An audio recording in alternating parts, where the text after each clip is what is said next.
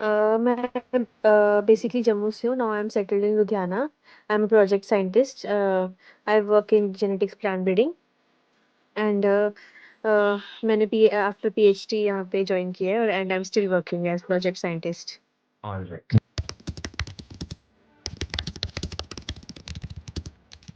मुझे ऐसे normal walking से भी प्रॉब्लम होने लगी थी, डिजीनेस और ओवर थिंकिंग की वजह से।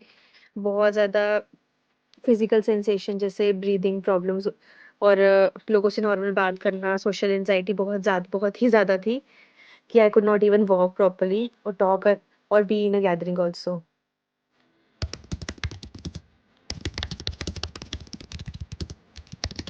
मतलब नॉर्मल लाइफ नहीं हो पा रही थी, किसी से बात करना नॉर्मली।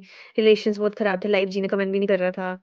बहुत नेगेटिविटी थी और जॉब ऑलमोस्ट छोड़ने वाली थी मैं।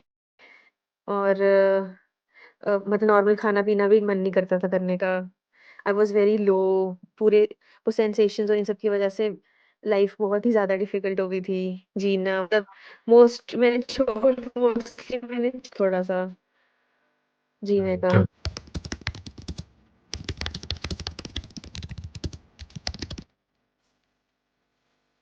हाँ, मतलब स्टार्ट में मेरे को थोड़ा सा डाउट था कि नहीं हो पाएगा शायद, ऐसे तो कैसे ही हो सकता है। बट विद ईच सेशन जब रूट कॉज फाइंड किया और फिर उसके बाद जब नॉर्मली हमने सारी एक्सरसाइज स्टार्ट की, रोज माइंडफुलनेस करना और वो रोज सेशंस की क्लैरिटी लाना, तो मुझे ये क्लियर हुआ कि ये प्रॉब्लम्स हैं, I can solve it.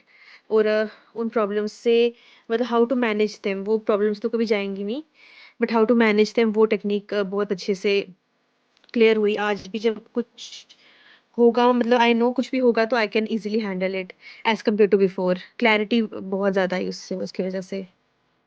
Very बहुत गुड। अनक्लियर थी कि ये क्यों हो रहा है। I was like problem focused person lot. तो वो थोड़ा सोल्यूशन फोकस्ड हुआ।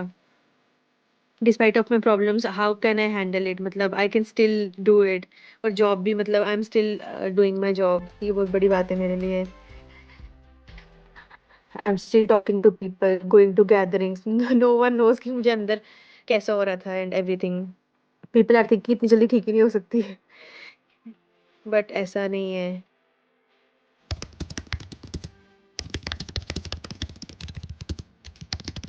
पहले से कॉन्फिडेंट हो गया थोड़ा, आई एम बोल्ड।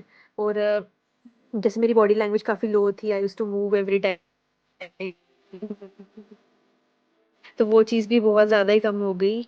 और लोगों से बात करने में मेरे को थोड़ा डर, पहले जैसे डर लगता था वैसे डर नहीं लगता।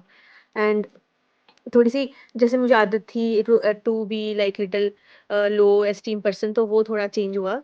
तो I am keeping boundaries and being myself, मतलब उससे ऑफिस में जो नेगेटिव चीज़ें थी वो थोड़ी कम हो गई, खुद ही मेरी वजह से ही।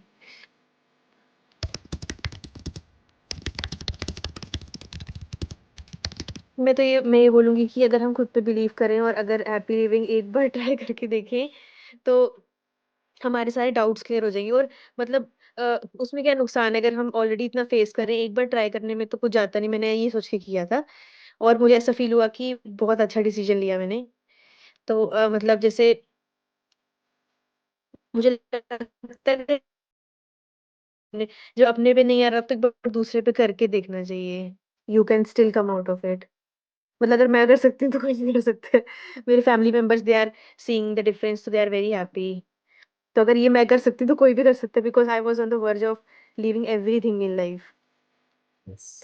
Very good. अगर मतलब I think everyone should join, अगर वो लो फील, और अगर वो जल्दी ज्वाइन कर ले थोड़ा कि यहाँ तक ना आए, मतलब इतना लो ना फील करे। तो I was going to have some medicine, but मैंने वो भी नहीं ली।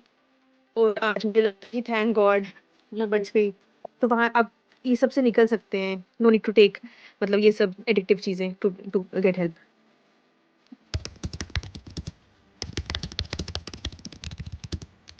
ओके, मुझे और फर्स्ट मैं सेशन में बिल्कुल बिलीव नहीं था। मुझे ऐसे पहले बीच में डिपेंडेंसी भी हो गई थी कि मतलब आप बताओगे तो मैं करूंगी। बट उसके बाद जब आपने इंडिपेंडेंट किया तो मुझे फिर रियलाइज हुआ कि नहीं, मुझे अपनी लाइफ खुद जीनी है। एंड मतलब एवरी टाइम सेशन के बाद मुझे क्लैरिटी आती थी और जीने का मन और करता था।